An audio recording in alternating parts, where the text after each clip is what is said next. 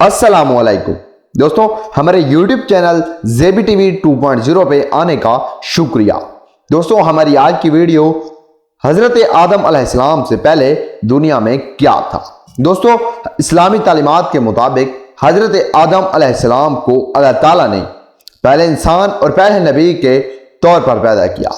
इनसे पहले ज़मीन की हालत के बारे में कुरान या सही अहादीस में कोई तफसीली वजाहत मौजूद नहीं है। कुछ इस्लामी रिवायात के मुताबिक हजरत आदम से पहले ज़मीन पर जिन्नात आबाद थे और इनमें फसाद और खूनरेजी हुई, जिसकी वजह से अल्लाह ताला ने इन्हें हटाया और हजरत आदम अलैहिस्सलाम को ज़मीन पर खलीफा बनाकर भेजा। अलबत्ता ये बात कुरान में वाज़ेह तौर पर बयान नहीं की गई, बल्कि मुफस्सिरीन की बाज़ तफसीरों और रिवायात में इसका जिक्र मिलता है। मजमूई तौर पर हजरत आदम अलैहिस्सलाम से पहले ज़मीन की हालत और इस पर क्या था, ये एक ऐसा मामला है जिस पर इस्लामी ज़राए में महदूद और गमवी मालूमात दी गई है।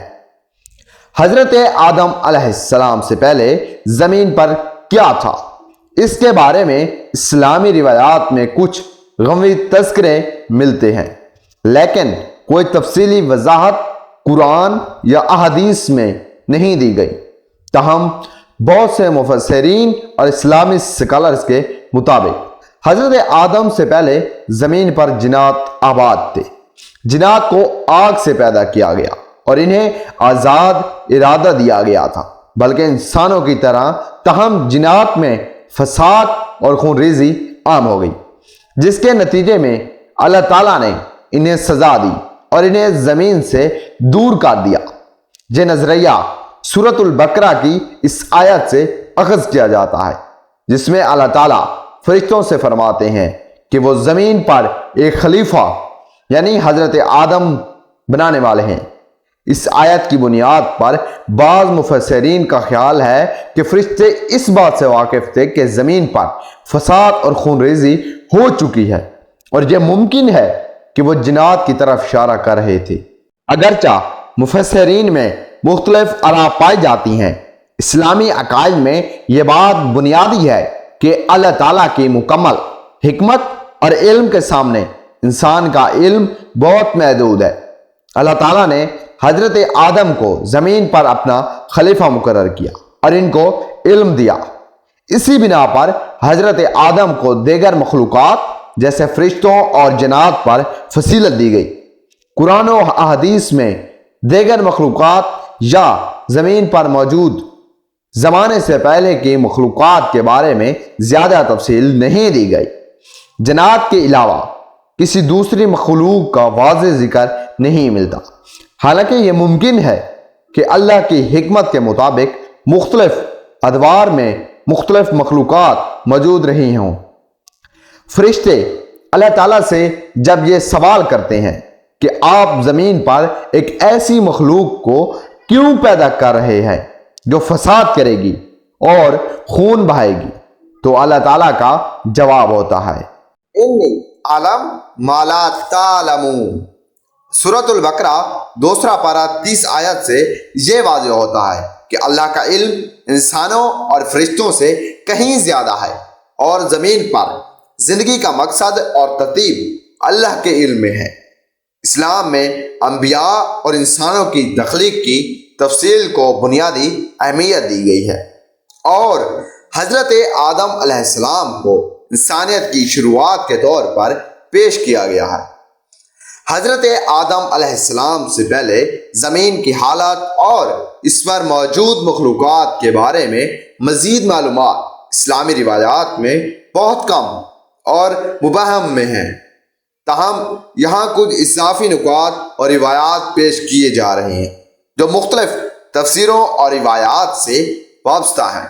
कुरान मजीद में जिन्नात की तख्लीक का जिक्र किया गया है कि वो आग की लपट से पैदा किए गए। जिन्नात की तख्लीक हजरत आदम अलैहिस्सलाम से पहले की गई थी और इन्हें ज़मीन पर आबाद किया गया था। जिन्नात को भी इंसानों की तरह आज़ाद इरादा इख्तियार दिया गया اور ان میں سے نیک اور بد دونوں طرح کی جنات پائے جاتے ہیں، مگر کچھ روایات میں یہ بیان کیا گیا ہے کہ جنات نے زمین پر فساد اور خون ریزی پھیلائی، جس کی وجہ سے اللہ تعالیٰ نے انہیں زمین سے دور کر دیا گیا یا انہیں سزا دی۔ یہی وجہ تھی کہ فرشتے حضرت آدم کی تخلیق پر یہ سوال اٹھاتے کہ کیا پھر ایک اور مخلوق پیدا کیا جا رہا ہے جو فساد کرے گی۔ سورۃ البقرہ کی آیت 30 میں فرشتوں کا سوال بہت معنی خیز ہے۔ انہوں نے اللہ تعالیٰ سے سوال کیا کہ کیا آپ زمین پر ایک ایسی مخلوق پیدا کرنے جا رہے ہیں جو فساد پھیلائے گی اور خون بہائے گی؟ اس سے بعض مفسرین کا خیال ہے کہ فرشتوں کو زمین پر پہلے کی مخلوقات جیسے جنات کے فسادات کے بارے میں علم تھا، اسی وجہ سے انہوں نے یہ سوال کیا۔ اللہ تعالیٰ نے انہیں جواب میں کہا انی عالم ما لا تعلمون۔ سورۃ البقرہ 2 سپارہ 30 آیات اس سے ظاہر ہوتا ہے کہ اللہ کا علم انسانوں اور فرشتوں کی معلومات سے بہت زیادہ ہے اور اس کے فیصلے حکمت پر مبنی ہیں۔ بعض اسلامی روایات اور تفسیر میں یہ بھی ذکر ملتا ہے کہ حضرت آدم سے پہلے کچھ مخلوقات زمین پر آباد تھیں، لیکن ان کے بارے میں واضح اور مستند معلومات نہیں ملتی۔ ان روایات کو عام طور پر معتبر اسلامی تعلیمات کا حصہ نہیں مانا جاتا کیونکہ ان کا براہ راست ذکر قرآن و حدیث میں نہیں آیا۔ حضرت آدم کو اللہ تعالیٰ نے مٹی سے پیدا کیا اور انہیں زمین پر خلیفہ مقرر کیا۔ انہیں ایک خاص مقام اور مرتبہ دیا گیا اور ان کو تمام چیزوں کا علم عطا کیا گیا، جیسا کہ قرآن میں ذکر ہے وَعَلَمْ آدَمَ الْأَسْمَاءَ كُلَّهَا۔ سورۃ البقرہ 2 پارہ 31 آیت۔ اللہ تعالیٰ نے حضرت آدم کو ناموں کا علم دیا، جس کا مطلب یہ ہے کہ انہیں دنیا اور اس کی تمام چیزوں کے بارے میں علم دیا گیا۔ اس علم کی بنیاد پر حضرت آدم کو فرشتوں سے بہتر مقام دیا گیا۔ قرآن مجید میں جنات اور انسانوں کے درمیان واضح فرق بیان کیا گیا ہے۔ جنات کو آگ سے پیدا کیا گیا جبکہ انسانوں کو مٹی سے۔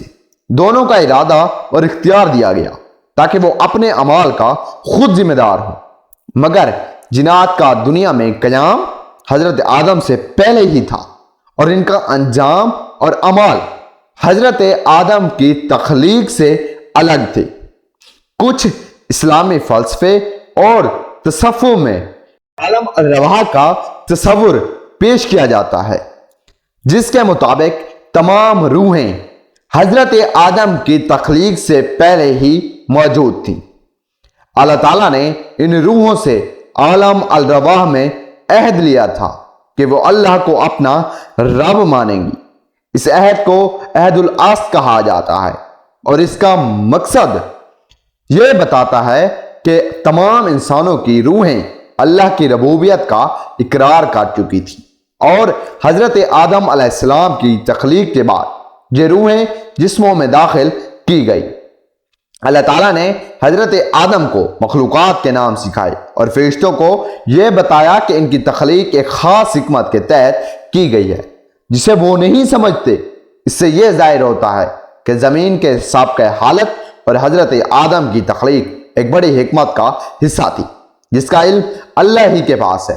بعض روایات میں یہ بات بھی ذکر کی گئی ہے کہ حضرت آدم سے پہلے زمین پر کچھ اور اقوام یا مخلوقات تھیں، لیکن ان کا کوئی مستند تفسیر اسلامی تعلیمات میں نہیں دی گئی۔